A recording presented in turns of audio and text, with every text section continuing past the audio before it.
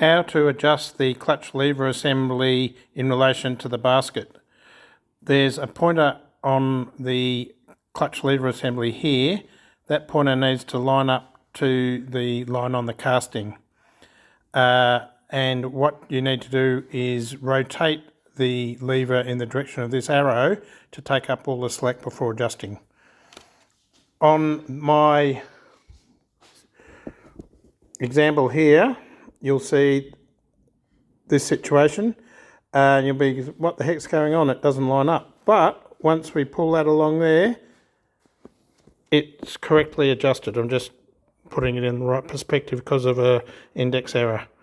Okay, so that's correctly adjusted. Now, your clutch may need adjustment due to wear, or you've put a new one in.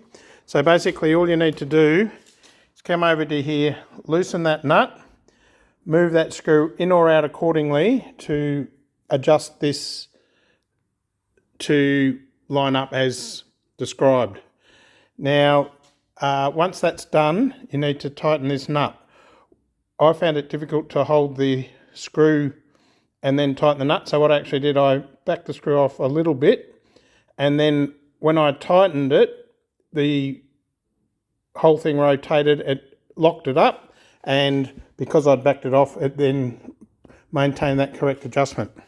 So that's how to adjust the motor side of it. Once that's all assembled and it's back in the bike, or you can do this without taking the engine out, then all you've got to do is make sure you've got a little bit of back play in the cables and you should be good to go.